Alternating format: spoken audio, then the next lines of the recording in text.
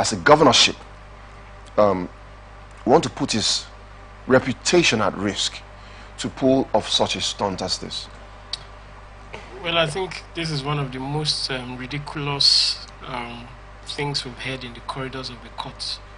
You know, where a lawyer comes to say he wants a review of a judgment that had been given, to which, as at when the ruling was given, he didn't object, and then he suddenly comes back to say, look, I want a review. It's not like it doesn't happen, you know, but I believe that the lawyer understands more better that the Supreme Court is a court of finality when it comes to any case. And like they say, that the words of the Supreme Court judges are law. If they make a pronouncement on the thing, you are sure to know that that thing is law already, because it's not just one judge that sits over a case in the Supreme Court. You know, in some cases you have as much as 5 judges rather, sit over a case. And when a lawyer suddenly comes up to say, I want to object, I want a review, you know, you should have something very tangible enough to present to the court. But in this case, it appears that the lawyer was under some pressure. It appears as though the lawyer had collected so much money that he wasn't efficient enough to deliver. And then the client says, look, you have to, for the money I've given to you, you have to give me justice. All of the things you promised me, you have to get it. And probably, you know, the 1,001 things that would have happened behind the scene, which we may not be able to accurately, you know, decipher here. And that is why we have journalists to be able to go back to the lawyer, to ask him questions. You know, what took you back to the Supreme Court? On what basis did you go there? Let's understand the situation. The people of Nigeria demands to know and understand what the drama was about. They should be able to tell us one or two. You know, but to look at it on the surface level, one would think that the lawyer knows best, you know, in the operations of the Supreme Court. Once they've given their judgment, yes, there's a window to appeal for a review. But if you have to do that, it must come forth with some very cogent, tangible reasons. And where you yourself start becoming jittery to even present the motion that you filed, it means that it appears as though he was under some kind of spell and he didn't realize himself until he stood before the lordships.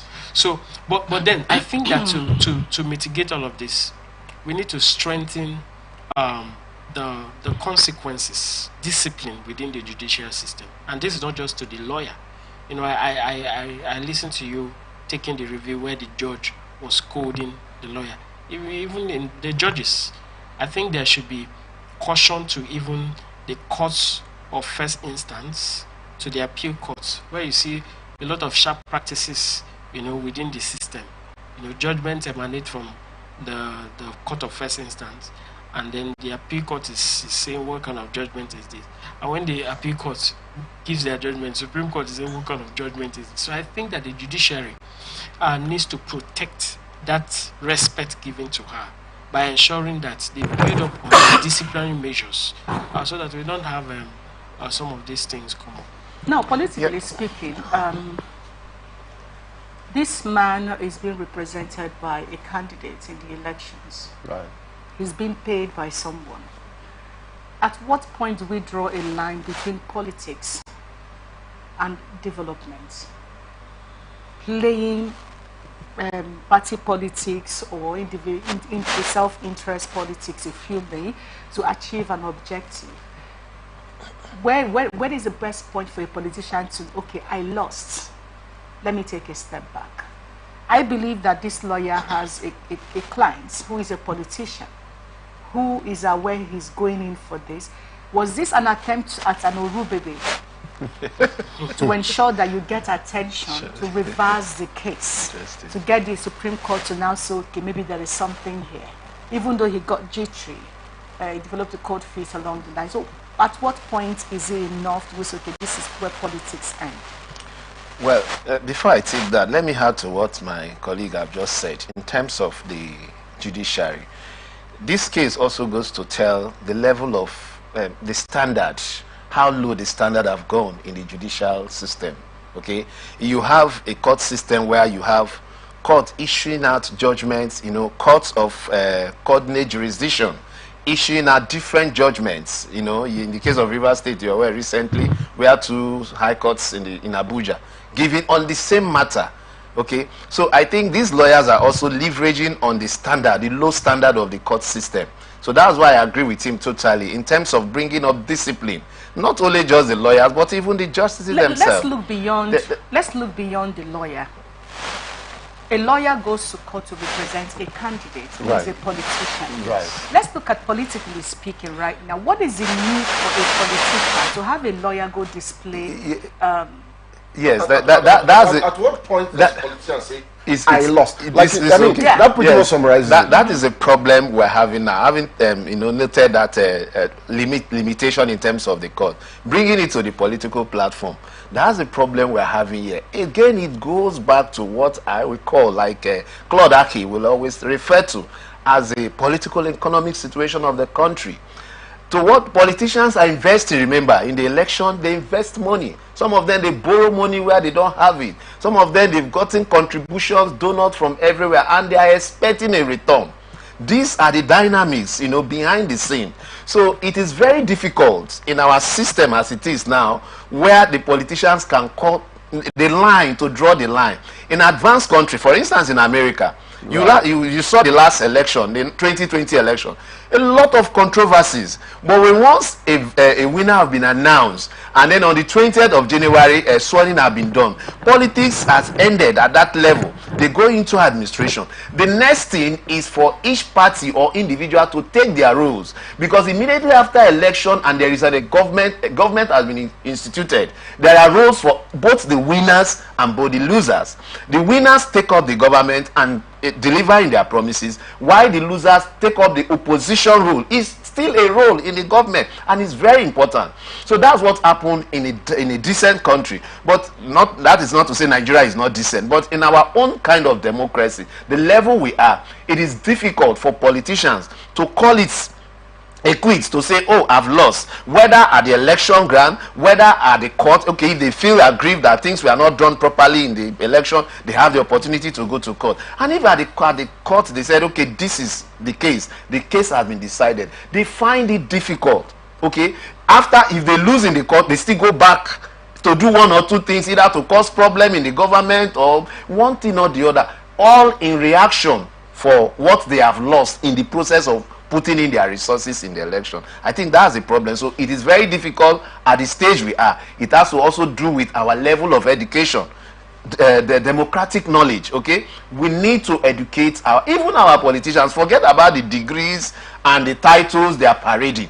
Did they have this basic governmental democratic knowledge, these basic values? Did they know them? That in a democracy, there is a time for you to contest, and there is a time if you have lost to leave. Did they know all these things? So this is where the National Orientation Body comes in. This is where INEC comes in, and this is where our educational institution comes in, to continue to educate our people. And I think what we need is a reorientation. We need to have a reorientation on how we learn and pursue our democracy. So it's a challenge for now as it is. Right. Okay, so talking about democracies, we'll look at the American system, because we know that currently the Republicans are having their state-by-state, what's the word now? Primaries. Yes. And we see how they've been handling the victories and the losses. But we run straight to Edo State, where the People's Democratic Party on Monday commenced screening of their aspirants ahead of the governorship elections. Those screened so far are the Edo State Deputy Governor Philip Shuaibu, the former Managing Director of Sterling Bank, Aswe Igodalo, the former House of Representatives member, Omorege Ogbede Ihama, Felix Aikabwe, the former Chairman of Esan West Local Government Area, Ojezwa, the former Chairman of the All Progressives Congress in Edo State, Omosede Igbinedion, a former member of the House of Representatives, alongside Arthur Eswene and Professor Martins Uhobombo and Osaro Onaiwu. Right, the screening panel chairman and governor of Plateau State, Caleb Muftwang, while addressing aspirants in Abuja on Monday, reassured the aspirants that the party will ensure fairness for all contestants and emphasize the PDP's commitment to winning the governorship poll. I quote him now, "I want to assure you that we will give all the support we can to ensure that PDP retains Edo State, and ultimately it is only one person that will emerge. If we believe that it is God that gives power, then it is not today, neither is it on the election day, that God is going to determine who will govern. He has already determined. But we as humans don't yet know. That is why these processes are ongoing. We appreciate the concerns that you have expressed, putting in place a level playing field. We are going to be strong advocates of that and ensure that at the end of the day, we have a process that is transparent, a process that is fair.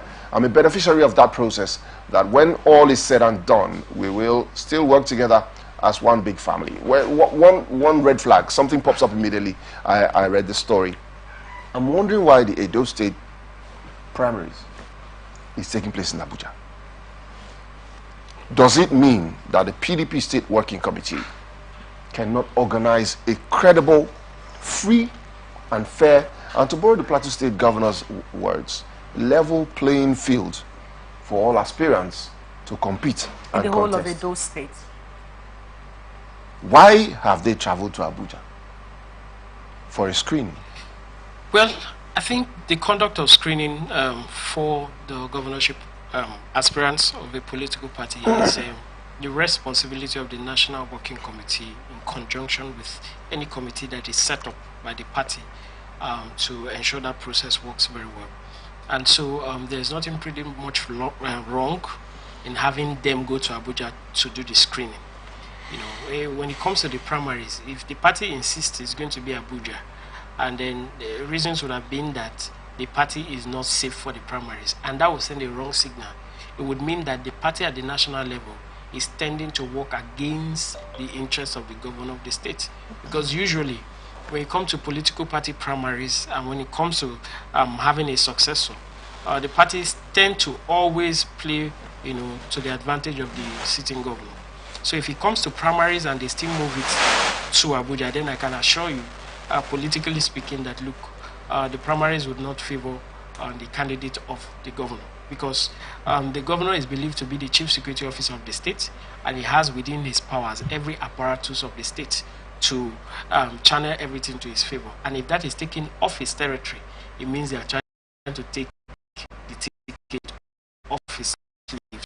So, but then, I think that the PDP is sitting on a time bomb, and if they don't manage the situation properly, it's going to affect them, and they may lose Edo State. And that's owing to the feud between the governor and the deputy governor so far. The deputy governor is in the race against that the minister of FCT, you know, has some kind of understanding with the deputy governor and is willing to support him. And because at some point, with the lot of brutality meted on the deputy governor, he had apologized to the governor and was tending to, you know, show some loyalty. But suddenly, you know, he started talking tough again. So you could tell that there's some kind of, I don't want to use monkey hand behind. There's something fanning his embers. Yes, but there's something behind the scene. So there's a potential of crisis if things do not go right. One of the things that makes people work in unity in a political party is when people see that the process went free and fair, and I lost, you know, fairly, or I won fairly. That way you can be able to gather everybody to say, oh boy, look, you didn't really, you know. But when people feel cheated, it will be difficult to bring them together. And I also understand that there can be a second plan by the deputy governor, especially with the forces rumored to be behind him. If he loses the ticket, there's a tendency he might move to another party and gain the support of that they take the powers off the current governor in Edo State. And there's that tendency. But to be able to manage that, I don't see the governor showing so much care enough to see that there is peace within the party. It looks as though he's hell-bent on bringing his successor and leading him to victory. And whatever any other person thinks, he doesn't care. But that will hurt the party.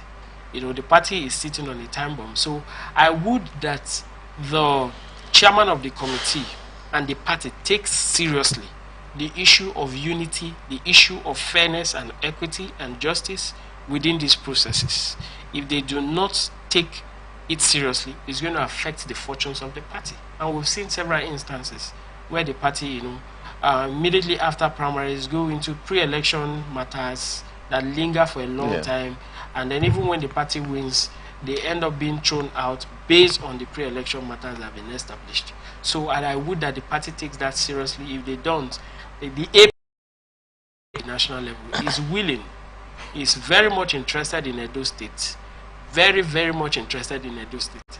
And some names rumored to be governor are interested in building a solid political base within the South-South to their credit. You know, they want to be seen as controlling the South-South. They want to be seen as being the first point of consultation when it comes to approaching any state governor, because they brought in that governor. And they are building and consolidating. So everyone has got to be careful so don't throw Edo into another round of crisis. Edo has always been known for this political crisis, you know, for a long time. And I wish that they change the narrative, even though I don't see any clear parameters to decisively making a change. But I would that they make changes for the betterment of Edo people. Right. Okay. I'm just trying to figure out. I know you said that the National Working Committee have the power to pull the primaries, so, but we have also seen another states where they had to send delegates who went to the states to carry out the primaries. Right. But the concern in all of this is Zoe, with a Dan Obi, with a Wiki, with a Shaibu, Pauline, Bosley. Those are the names. Those are the names that Doom refused to mention. There you go. Pauline, what we'll say, Paris Pursue.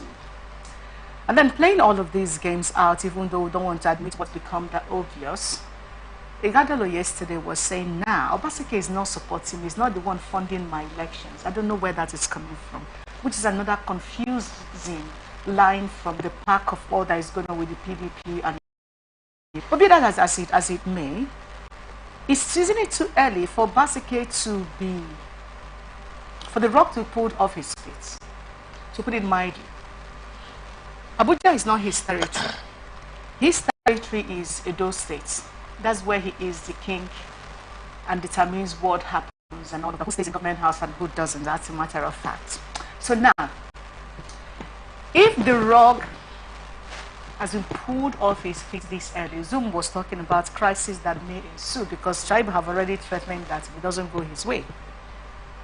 The National Working Committee not being balanced, or we're not knowing where they tend to. I mean, the secretary is with the Wiki and the Obdi faction, quote and unquote. Is the PDP ready to take Edo States if things go wrong, whether it goes for Shaibu or it goes for Igadalo? Well, to start with, I don't know why you people are bringing Wiki's name into this. What's Wiki's name? He's a member of PDP. Is he a member of PDP? Still a member? Yes, he's still a member of PDP. PDP. Interesting. Okay, well, the problem here is this. Like my friend here have rightly analyzed the situation very clearly. That is the problem. But the issue we're having in our democracy is this. Individuals are going for personal interests. That is what comes first, before party interests, before even the state or the people's interests. That's where we're having problems, okay? It's supposed to be the other way around. The interests of the people first, and then the party comes in. Of course, the constitution of the party is such that it protects the interests of the electorate. That is how it's supposed to be. But we're having a situation, the irony is that people go for their interests first. And that's what is playing out in Edo State now. That is what has caused the misunderstanding between the governor and if not, the governor and the governor are supposed to be like husband and wife. The understanding is supposed to be, you know, an husband and wife relationship. Okay? Now, if a husband is leaving or is going to die or anything, he automatically creates a will where the wife, I'm just giving that analogy to explain what it's supposed to be politically between the relationship between the governor and the deputy governor. But the case is different here. The deputy governor is interested in his boss office, and then the boss has another person in mind. So what is playing out here now is their personal interest they're going for. And as things are now, Obaseki, of course, politics is where you are is very important. the screening has been taken to Abuja. That's to tell you, it's signal that he's not in control, and that's dangerous for him. But anyway, that is just the screening anyway. It's not the primary itself, because the primary will come back to the state, and then the governor at least have some level of influence over delegates of the party structure in the state, so he can leverage on that. But like my colleague here said, PDP is on a time bomb. They have to manage themselves very well internally, because the APC is just waiting to leverage, to take advantage of whatever misfortune, of whatever crisis they create for themselves. But again, going back to some names that have been mentioned here, it's also the problem out of their way. This is an internal politics within Edo State. Now look at the names we are hearing, all the way from and other people. Why not allow this democracy to work? Why not allow internal democracy to play itself out? It's when there is a crisis, the state cannot manage itself, whatever, then the national can go. Of course, the national is involved, like he said, in the process of producing a candidate within a party. But there are rules. So why not you allow these rules to play out, rather than using the strong man system to oppress the system, to manipulate the system, and this is where crises come up. So like I said, and my colleague have said, PDP have to tread with caution and make sure they don't get things out of their hand, so that APC will not take advantage of it. Now, when you mention the APC, let's not forget that they also have their pot of issues with their numerous aspirants. You know, we are aware how that they set up a committee to prune down, and they prune down to 4. After pruning down to 4, the state chairman comes out to say no, no committee was mandated to prune the number of aspirants down to 4. They're just an advisory committee to advise. So I'm wondering, what exactly are you advising? You know, and then they say that the National Working Committee is screening. So the APC actually are also sitting on their own keg of gunpowder. Who ignites it first? I'm here for the fireworks. Yes, and that's because the former MBA chairman. The major problem here is that politicians set the rules, but they don't follow the rules. Right. Let me give you a typical example in what is happening in the United States, the Republican primaries. Nikki Haley, there is no room for her. No, every poll, nothing is showing that, but she's still in the race, and nobody is going to take that from her.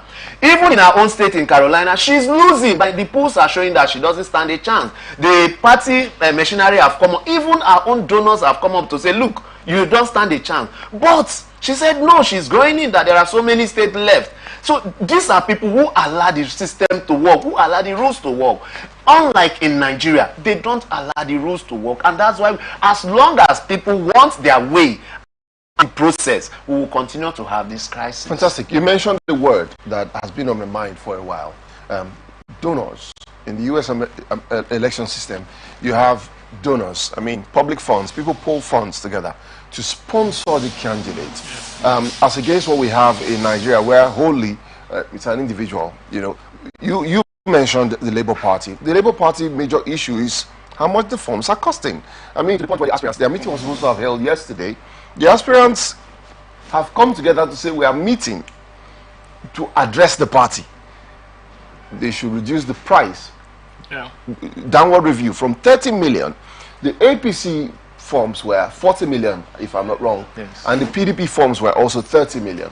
You are looking at these figures, and you begin to ask questions. Do we need to also review how candidates emerge? I totally agree with you, but just to be a little bit comic, you know, the fuel price is affecting everything. So, interesting. So if it's according to the fuel price, should we also look at the price of 1 liter of petrol in the United States of America? If the political parties improve on their revenue base, you know, but then I think that there's, when the people do not own the process and individuals solely fund the party, they will totally be in control. That's a principle of life. It is who funds you, who controls you. He who pays the piper dictates the tune. Dictates the tune. So people would have to ensure that power goes back to the people, and that's where the donor system comes in. The people must be able to invest in whom they believe in. if political parties do not have members fund it, look at the political parties. How many members pay their dues? They don't even bother about dues payment because they believe that one governor can bring 1 billion naira from the state treasury. And because he brings that money, the party, is now obligated to do everything in his state to favor him. So we are playing the politics against the script. Where people will begin to decide what happens in the politics of Nigeria is where people begin to make their contributions. The party depends on the financial base of the people, the broad majority of members of the party, to be able to fund its affairs. Where they do not, go and look at the parties. How many political parties take seriously the 200 naira funding of members as membership? Nobody takes that seriously because they believe that a governor can bring 1 billion. And if that governor brings 1 billion, you're obligated to play by the script of the governor. And this is one of the biggest problems in our polity. Until we change it and give the power to the people to not just decide who becomes candidates, but also take responsibility in funding and running the party. Until we do that, we would not have ease in our democracy, we will not have justice, we will not have fairness, we will not have equity. Those who bring the biggest cash will always be the people to be favored. They will always be the people to decide what happens within the political party system. Interesting. So. Yes. All right, let's imagine a situation. Apologies because of our time. Ifan Yuba, the senator representing Anambra South Senatorial District, has indicated interest in contesting the state's governorship position in 2025, scoring the incumbent Governor Professor Chukuma Soludo and successive governments in the state low on development and policies that would uplift the state. He said, I repeat, I will do a single term in office if I win the election. I don't need more than 4 years to develop this state. I don't need 4 years to implement some of the plans I have. A singular tenure of 4 years is my commitment to the Anambra people. I'll give them quality, robust and direction-driven leadership. I will shrink the current and past government into 20%, 80% of the content I intend to bring in Anambra has not been discussed before. In 4 months of being elected, I intend to conduct local government elections, and they will stay for 4 years. These will share the weight of governance of the governor, and the 21 local governments will run on their own, and developments will be simultaneous. He insisted that he would do things differently according to him. I know you will say that others have made such promises, but this is my commitment to the people, that I will do a single term. I'm different from those who have given this promise before. My people know me as one who sticks to his word. I will have a resounding engagement to stakeholders meeting, and some of them will be written and others verbal. The senator vowed that he who must govern the state must have assets in the state, saying, the people know that you are one of them and have assets to make you a stakeholder in the state. According to Uba, it will not be fair to me to put the kind of investment I have in Anambra, and my children cannot come home to Anambra because of insecurity. We need to fix Anambra, and that is the passion I have, and that is why I'll be contesting the next governorship election. Voting for people with overly bloated personalities and structures has failed us. It is time we vote for people with passion, people with a track record. That is who I represent. I am prepared to change the narrative. That is why my manifesto has remained the same from 2013 to date. What exactly is the manifesto, if you mean? 4-year term. 4-year term for local government officials as well. Reduced government structure. 80% brand new ideas. And stakeholders meetings. Stakeholders meetings. So that's supposed to be there. That's his manifesto. He's told you. You It's been the see, same since 2013. Okay, see, the reason why I asked that is I took time to read through this story. I didn't stop anywhere. I just wanted to know what exactly the unique selling point he's bringing to governance in Anambra State. No other governor has promised 4 years. No other governor has promised to hold local government elections. Kingsley, can you try to be serious? You're national I'm serious. television. Anambra State has gone 10 years without a local government system in place. I see. That's a decade. A child that was born 10 years ago is in high school. Okay. So can we go back to Uba? If he wants to be governor. Yes. That's the issue here. For the singular reason that he says he wants to, he will have local government elections within 4 months. I will cast my vote for him. So here is the deal. Here is the deal. the law permits them to have caretaker committees. However, it's not ideal. But let's look at what makes Anambra Anambra. As a son of the soil, as someone who said he has investment in Anambra, there are certain basic elements we expect Oba to hit on. I'm going to ensure we have the necessary land and seaports, whatever it takes. For instance, where do we play politics? And where do we actually show, like he said, he has passion, he has the people in mind. Where does it stop and where should it begin? In all of this, I don't see anything different. Local government election is a given. It is a legal standpoint that you have to implement at some point as a governor. That is not supposed to be a campaign promise, even though Kingsley doesn't agree to that. I don't, because every other governor has failed to implement. Zoe, he's telling you, I'm going to be a law-abiding governor. If you were going to run for Anambra State governor, knowing what Anambra State stands for, what would be that thing you would tell Anambra people to make them feel like, let's leave these people with overbloated portfolios, like Professor of Economics? See, what Uba is doing there, well, politicians are people who build bridges where there are no rivers to cross.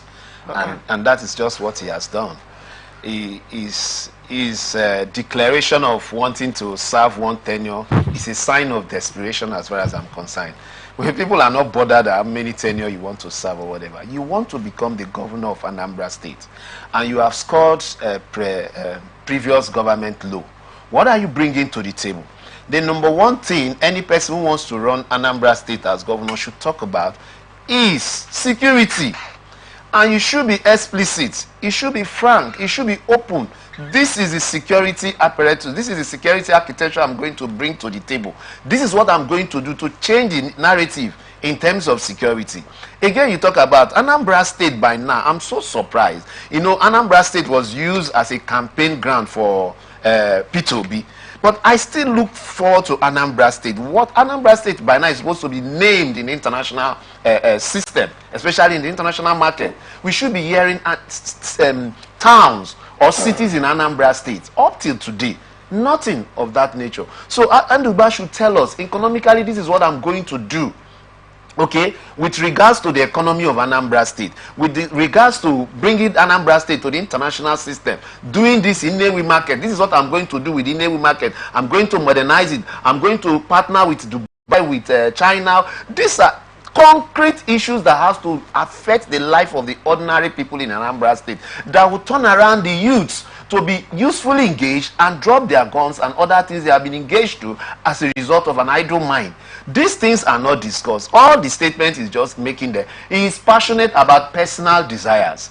That's why, well, for you to come up in Nigeria, you want Nigerians to believe you that a position where you have second tenure, 8 years, you want to run it one tenure, that you don't need more than 4. These are just cock and bull stories. And like I said, politicians build bridges where there are no water. That's well, permit me to disagree with you. Before you disagree, completely, totally, absolutely. Before you disagree, thank God you're not the guest. I'm almost holding brief for you here today. I say Zoe, Doom. Here is the thing. This man just told us his children doesn't live in Anambra State. They are afraid of coming back because he's whining Anambra people. He doesn't have confidence to bring his children to live in Anambra State. Yeah, and he gave his reasons. His reason being security. And that's why he said he would fix it. He wants to change this. What is the security plan? Like giving you a handshake right now. Where is your security plan? Don't go too far. Let me bring his security plan to before Nigerians and across world over. Ifeanyi joined the campaigns. Was in Anambra State, challenging Simon Ekpa that he has fixed CCTV everywhere. And we're hailing him here. This is what a private investor should be doing, is not just the government. If your children cannot live in a Nnewi where you have installed CCTV, provided digital security, if you may, who exactly is he qualified to be ruling? Well, first of all, provision of CCTV is not an absolute guarantee for security to improve in a city. But that was the idea he brought in and said that he's ready to fight Simon Ekpa and all of that. He would have contributed to the security apparatus of the state. But the question would be, who manages the information that comes through the CCTV? Exactly. Is it the police or is it a people, privately employed by Andy Uba? If that is the case, it won't. If I Uba rather, you could do all of that, and if the government is not working in consonance with you, it would be a wasted investment. And I don't even think that is the solution to the problem, because putting CCTV camera, you don't have absolute control. Right. You still have to give the data to the police, and they decide what to do with it. But I think that to prevent crime, we should be thinking of why those who are perpetrating crime in Anambra are doing it. That should be the first concern. But in any case, I would have wanted to ask Senator Andy Uba, you are a senator. You just got into the Senate and you dumped the party. You dumped the party. Let's have that conversation, Zoom. You dumped the party. Please, you don't look at me like that. You dumped the political party platform, which gave you the opportunity to be in Senate, and there are no issues in the party. You just dumped it to go to the APC. And I told somebody, and I said, the day he said he was decamping, I knew that the next thing was governorship. He just wanted to align with the ruling party at the center so that he can get the covering and the backup, exactly. To mount on his state and get the governorship.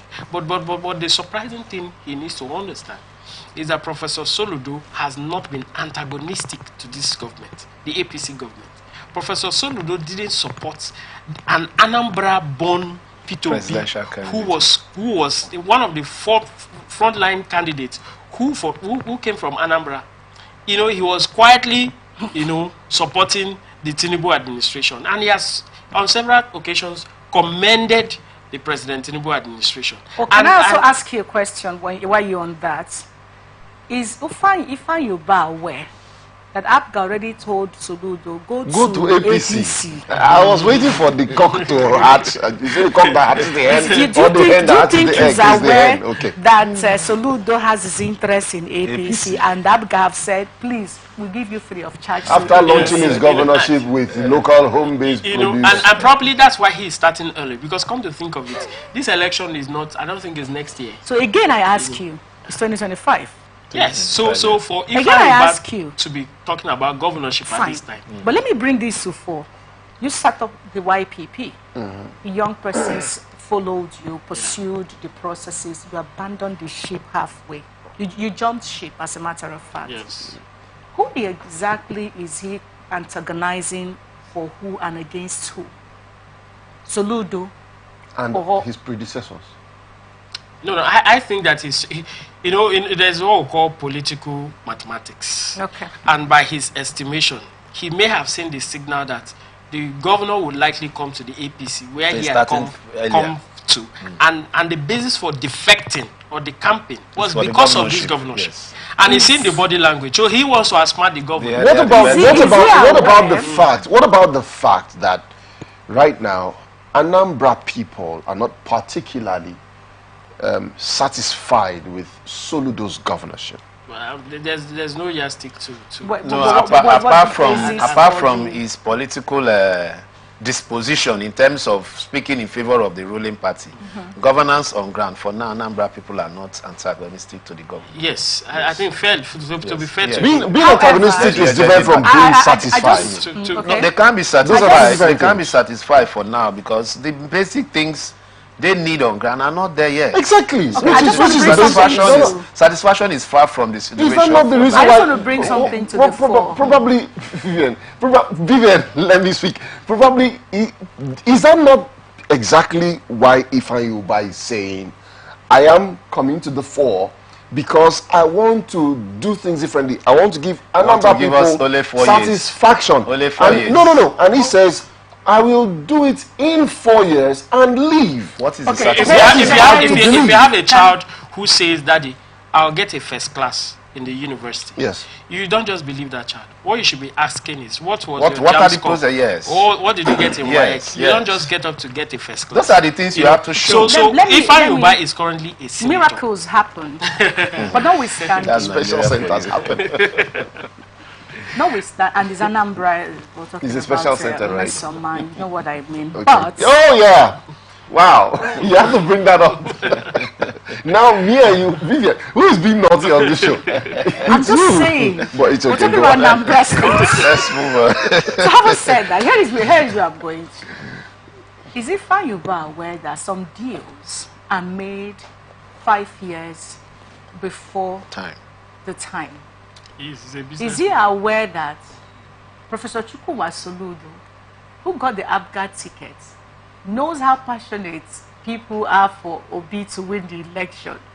That for the first time, Southeasterners are coming to say we are voting for our brother. Yeah. For him to look at all of that and clearly pose a major threat to Peter Obi. Yes. Is Ifeanyi aware that some handshake may have gone under that he's not aware? Is this a clear-cut part for a politician who should know better to really begin to tread? I'm sure he knows, but one reality in politics is that there are different factions in every political family, different interest groups. Yeah. Now, how did Ifeanyi come to the APC? He came through the Senate president. The Senate president has been the one taking him and introducing him and giving assurances on his behalf. So you could tell that within the APC political family, there may be some who believes in the leadership that is being offered by the Senate president and his own political strategy. Let's not forget that the Senate president wanted to be the president of this country. That's right. And there are also persons within this government who also wanted to be president. That's right. And we must understand that everybody still have their interests and aspiration alive, yes, while holding what they have. And that being politicians that build up ahead of time, they are beginning to build structure. So Ifeanyi would have gone to submit to the Senate president, and there would have been an understanding. If I help you, you will help me. Yes. So what is Soludo's, what did you say again now? Political affiliation. Paid homage to the Jagaban of Africa. It's still the same thing. Yes, be clear. Yes, it is who wins at the end of the day. Yes. The Senate president might come and say, Mr. President, I have supported the administration. I stepped down for you. This is my interest in Anambra. So politicians are the most hopeful people. They are the most giant faith. They build bridges where there are no waters. No. You can call it an act of faith. But politicians I have seen are the most expectant people. They are the most Nikki Haley. optimistic people. A politician does not know if he will be alive till the next day, but he's planning to be the president in the next 20 years. Yes. So, and whatever Ifeanyi is doing, he's building up.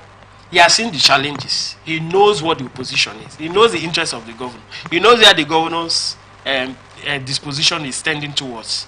He is now saying, okay, he's planning to now block the governor somewhere, and overshadow the governor. These things are strategy. But we should ask him to account for the position he's holding as a senator. Exactly. Well, how many persons have you given JAM from scholarship to school? You have about 6 has investment in Anambra. That's not enough. Investment will we're all investors. And quite clearly, he has done local empowerment projects. He gave contract to fix CCTV. That's ridiculous. We'll take a quick break. When we come back, Abdullahi Ganduje says LPC will rule Nasarawa beyond 2027. Let's have that conversation after the break. Representing people. Mr. President, my people are under siege. I will place economic stability and confidence.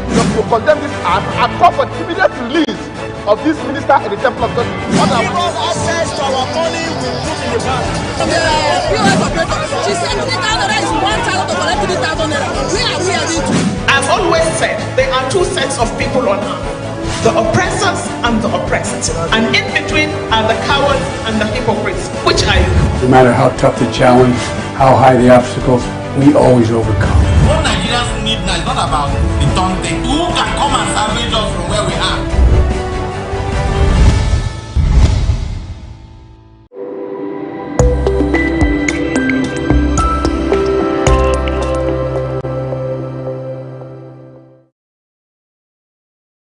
From the line across the ocean to the land beyond the mountains, through the Sahara, we bring on-spot news, live analysis, expert discussions on trending stories in politics, business, socio-economy, sports, and documentaries. So catch all the updates on the happenings around the globe. Stay focused on the fact today, only on ATN.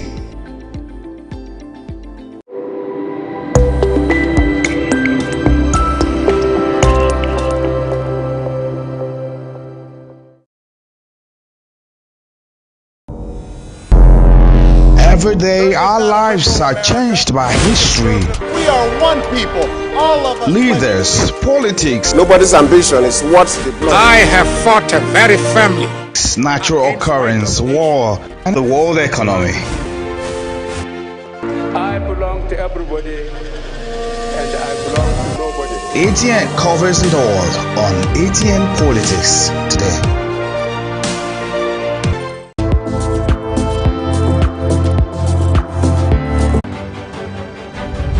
Representing people.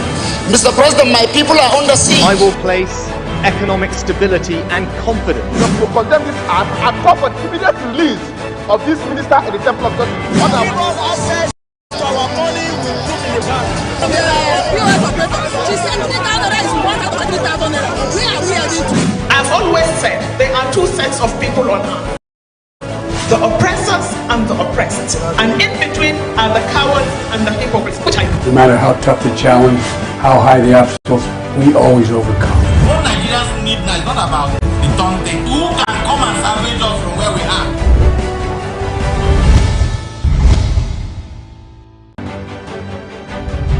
Representing people. Mr. President, my people are under siege. I will place economic stability and confidence. To condemn this act and call for the immediate release of this minister in the Temple of God. Access to our money will put in the bank. POS operator, she said 3,000 naira is 1,000 to collect 3,000 naira. Where are we heading to? I've always said there are two sets of people on earth. The oppressors and the oppressed. And in between are the cowards and the hypocrites, which I No matter how tough the challenge, how high the obstacles, we always overcome. What Nigerians need now is not about the done thing. Who can come and salvage us from where we are?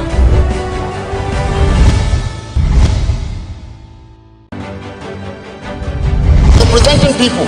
Mr. President, my people are under siege. I will place economic stability and confidence.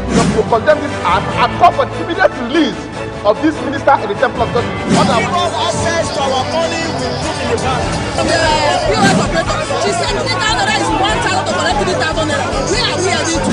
I've always said there are two sets of people on earth. The oppressors and the oppressed. And in between are the cowards and the hypocrites, which I No matter how tough the challenge, how high the obstacles, we always overcome. What Nigerians need now is not about the done thing. Who can come and salvage us from where we are?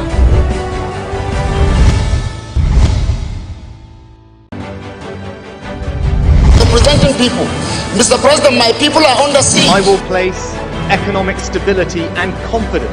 To condemn this act and call for the immediate release of this minister in the Temple of God. Access to our money will put in the bank. POS operator, she said 3,000 naira is 1,000 to collect 3,000 naira. Where are we heading to? I've always said there are two sets of people on earth. The oppressors and the oppressed. And in between are the cowards and the hypocrites, which I No matter how tough the challenge, how high the obstacles, we always overcome. What Nigerians need now is not about the done thing. Who can come and salvage us from where we are?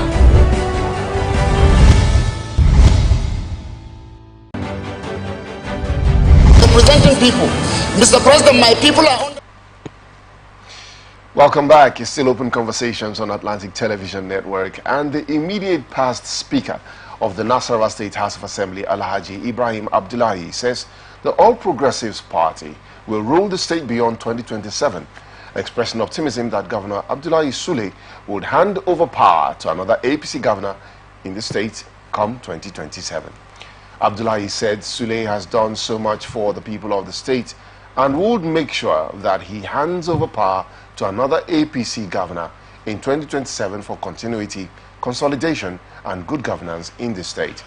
Speaking at a reception organized in his honor He said, "We thank God for the victory of His Excellency Engineer Abdullahi Sule and the APC at the Supreme Court. This is our affirmation, the affirmation of votes of the people of Nasarawa State, which they freely gave to Engineer A.A. Sule on March 18, 2023. Let's not forget that after the Supreme Court ruling was given, there was uproar in Lafayette, the Nasarawa State capital. It took the PDP aspirants to come out and say, let us stand down and let us accept it. You know, we were having a conversation during the short break, and what is the strategy of the APC? For me, I mean, from everything we have seen, it appears to be to create a little bit of a destabilization in the governance in those states. Give reasons why those sitting governors should not be trusted to continue or should be voted out of office at the next elections. But here we are, one more time, a politician coming out to declare for 2027 and beyond. Like you said, politicians are the most faith-based individuals on the planet. They don't know if they will wake up tomorrow, but here is declaring for 2027. What are the assurances? What gives these people this amount of confidence to make such proclamations? Well, I'm really worried for Nasarawa State because of the proximity it has with Abuja. And up till now, you can't see a reflection of that proximity. You know, a city that is fast developing like Abuja ought to have its spillover of development in Nasarawa State. But when you go to Nasarawa State, you see, yes, people journey from Nasarawa to Abuja to work on daily basis. In fact, some persons who tell you they live in Abuja are actually living in Mararaba and yes, Nyanya. you know. But then you're not seeing that replica of development, and I feel that should be a concern, you know, for the people of Nasarawa. And that is why I want to question when the politician says the governor has done well and that APC will take over. Yes, it is the joy of every political party to predominate in a democracy where you have other political parties. You know, every party wants to be the ruling party. But then we should analyze clearly what have we achieved in Nasarawa State. Because I have been to Nasarawa State and I don't see any reflection of the minutest growth in Abuja reflecting in Nasarawa. All you see is the population spillover, but not development spillover. So I think that the governor needs to sit up and, you know, be measuring up with Abuja to see that Nasarawa becomes the choice destination of those who cannot afford properties in Abuja city. And until he achieves that, I am not seeing the much, you know, that anybody will lay claim to in Nasarawa State. But let us also understand that it's not just about putting in a government. I mean, in Rivers State, we've seen the sing song was continuity and consolidation. Continuity and consolidation. And here, see where we are in Rivers State. We are seeing the continuity. We are seeing the authors of the continuity and consolidation become the author of confusion against the said continuity and consolidation. So the interest of the people is to have a government that provides for them. Give them basic amenities, give them a clear environment and clear-cut policies that would enhance their lives and benefit their children and their families. And if that is not reflecting in Nasarawa now, with the opportunity it has as a state that has proximity with Abuja, then I don't see what the essence is of taking over 2027 if, you know, you can't satisfy the yearnings of the population in that place. So I think that they should concentrate more and be speaking about how to compete with Abuja. If Lagos was close to Abuja, you know, sharing boundaries with Abuja, I tell you, Lagos would overshadow Abuja in development. So that should be the focus, not just about retaining power for the next. Now, when it comes to political ideology, interpreting this, having a political school at the 704 wards across Nigeria, so for the APC, which is part of Gandhi's projection. Now you have Abdullah here, which is a APC stakeholder in Nasarawa State, saying we are going to be in power in the state beyond 2027. Fine. I don't think anybody wants to contest that. However, how much of this drive, like he said, transforms to development? can a one-party state, is Nigeria rather ready for a one-party state? Does it have what it takes to bring about development in this country? If at this point, nothing seems to be coming forth either way, are we ready for that? Yeah, the problem again, like you mentioned earlier, at what point do politicians draw the line between politics and governance? Here you are, they just got a Supreme Court victory to start a government, and somebody is talking about beyond 2027. You have not even started giving governance with the one you have in your hand. We're not seeing anything on ground. So this is a problem. Politicians, once they come into power, the next thing they are looking at is the next election. What are the yardsticks? He should be saying this towards the end of this tenure. Okay, by then they must have put something on ground. They say for this reason, for this reason. Look at, I still take us back to America. The former president, President Donald Trump, he's coming back to contest again. Generally, people don't like this man. Okay, his utterances, his attitude, whatever. But because he was able to deliver, he has something he's campaigning. He has something on ground. When it comes to the border issue, he has something to offer. When it comes to the economy, he has something to offer. You know, several things. And when you go out to the American street and you ask people, they say Americans will tell you, I may not like him, I don't like the way he talks, but I like his policies. I like what he has put on ground. It's not the same thing in Nigeria. In Nigeria, once a politician wins an election, and he's been sworn into power, the next thing, his surrogates, those coming around him, they are looking forward to the next election. And they begin to scheme, and that is what brings distraction to governance. Once this is now the mindset of the government looking forward to beyond 2027, there is already a distraction. So this is a problem. The inability of Nigerian politicians to be able to draw the line between the time of politics and the time of governance is a major challenge in our system. Interesting major challenge within our system, time of governance and time of politics. But here, the Nasarawa State Electoral Commission has announced an indefinite postponement of the local government elections, earlier slated for August 31st, 2024.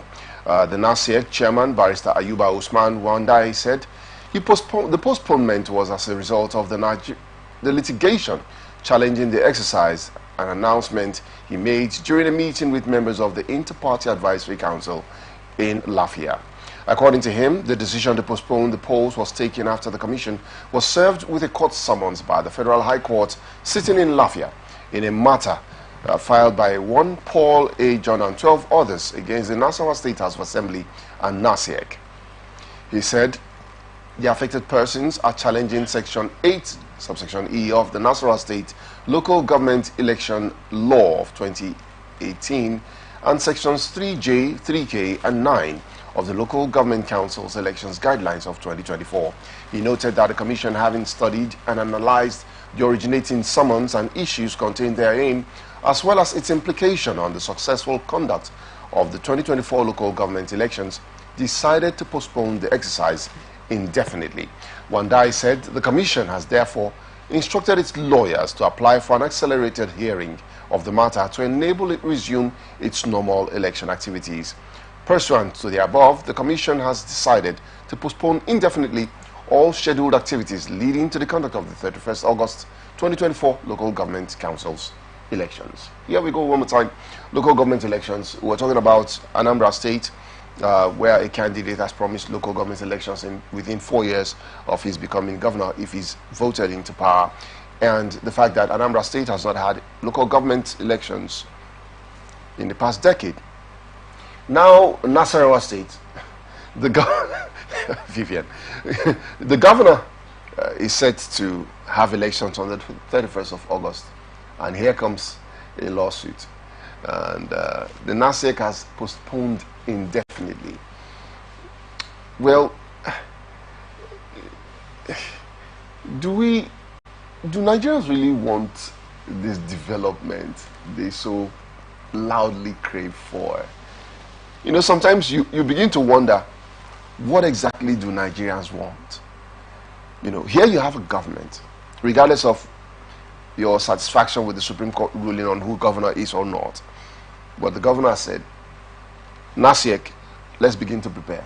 31st of August, we should have local government elections. the councils should work as they ought to. And some group of people come out to say, we're challenging so and so and so. Therefore, the elections cannot hold, as rightly said by the NASEC. Do we really honestly want governance? Do we really want development? Do we really want the politics to politic the way it's supposed to be politics? Well, we don't know the basis of which people went to the court. Challenges. But people have the right to go to court. The government wants to take a decision and there are irregularities in that decision in consonance with the law, people have the right to challenge that decision in court. And not challenging it is against development itself. Because whatever form of development that is built on illegality against the law, would also need illegality to sustain it. So people are politically correct to challenge the decision of government if they feel that that decision is not in tandem with the law. But this is the concern I have. People had gone to court to challenge the body responsible, the electoral umpire responsible for conducting local government election in the state. I expect that until a court makes a pronouncement on that matter, there is no need to say we are postponing indefinitely. If you say you're postponing indefinitely, on what basis are you doing that? Are you doing that because the grounds on which these people had gone to court, you have seen that they are right, and you want to avert some crisis? And we must understand that this election is supposed to be 8 months ahead. 8 months. In 8 months, we're in January, and this is supposed to be in August, right? Yes. And now, the umpire now says, look, we are suspending this thing indefinitely. When the matter has not been heard in court, it's just the originating summons, the court had not given an order, and the same body is saying, look, we have given our lawyers charge, to sue for accelerated hearing on the matter. So on what basis are you postponing? Is there a stay of execution by the court for you not to proceed? Or you have realized that, yes, the people who went to court are right, and that if we continue, there's an impending danger ahead of it. So I think I am beginning to suspect that, this thing looks like a craft, within the system, for them to have an elongated local government caretaker committee in the state. Because I see no reason why the umpire will say, look, we are suspending this process, when the reason for which you want to suspend the process had not even been heard in court, and the court had not given a ruling. So the people challenging the process does not mean they don't want development. If there are irregularities, they have the right to do that. But then I suspect the umpire for being so quick to call off the process indefinitely when the matter had not been heard in court. It's just the originating summons. So I feel that systemically they just want to keep caretakers running and, Nigerian politicians. All right, now politically speaking, you cannot take politics away from what just played out in Nasarawa State. I mean, how do you begin to explain that elections has been fixed? There's supposedly no issue why that election should not hold, and suddenly, court cases appear again. This election was supposed to be in July or August. Now this is just January. You understand what I'm trying to say? So on what grounds then? Now are you saying you've postponed it indefinitely? Are you saying that you're not preempting the courts to say that the matter is going to last until after August and all of that? And how big is this matter that will now determine the fate of the local government? When we were just talking about the development of this state, Nasarawa State. So again, politics playing into governance or processes of governance and its impact to development. Can we begin to ask a question on politics and what it should be in developing countries as a major focus if we're going to get it right? Yeah, yes, of course, and I totally agree with my friend here, all that he has analyzed concerning this case. And I would like to say, Kingsley, like he said, the going to courts does not in any way, it's not anti-development. In fact, it is even good, because it is not enough that you want to carry out a constitutional action. you must carry it out within the confines of the law. And if any individual, citizens find that you are contravening, you are going against the law in carrying out your lawful duties, they have the right to question, and one of such is to go to court. So it's quite okay if people find the need to go to court with what the electoral body is doing. Okay. Now, putting that in place, talking politically, the suspension of the process itself is an indictment on the electoral body. Because like it has been said, the matter have not even been heard. You have only been notified, okay? In fact, you have even engaged lawyers to go ahead and follow the process. He doesn't stop except, like he said, there is an injunction stopping you from execution. If there is no such, you will carry out the process knowing that you are working within the confines of the law. And if the court comes to interpret it otherwise, then you come and act accordingly. But for you to suspend an electoral process that is time bound, that is statutory, and then you are suspending a whole process, it then means there is a hand. That's where the politics issue come in. Can we the talk governor about, himself. Zoe, can we talk about the political interference, politicians interfering with governance process, of course, and its impact on democracy? Of course, because right now, you know that they just call them independent, the local electoral body. They are not actually independent. For me, I see the local, the state electoral bodies as an administrative unit of the governor.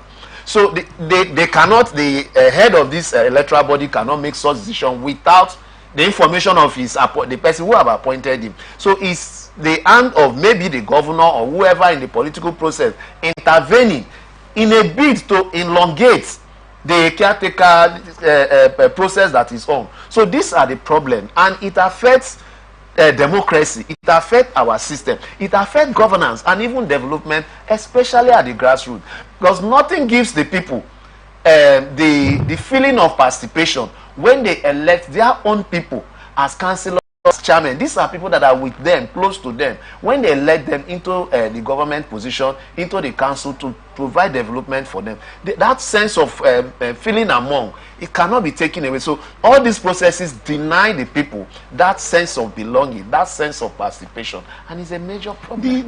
I find okay, we're running out of time, so but I find okay, let me just, I mean, can't find we didn't get to we didn't get to. Okay, let's see if we can find it by tomorrow. Yes, we have to stop here now because this conversation is getting really, really interesting. We have to stop because we're running out of time. This is the most we can take on Open Conversations this beautiful Tuesday morning. And as we leave you, don't forget you can take us along with you. Get on our website, that's AtlanticNetwork.tv, or get on the Play Store and get our app, that's ATN Live, or follow us on our social media handles as displayed on your screen. On behalf of Vivian and I, would like to thank Dumeso Samson for always turning up on as a guest on our show. Always a privilege. And of course, Zoe Tamno Toye, thank you for coming as well. Pleasure.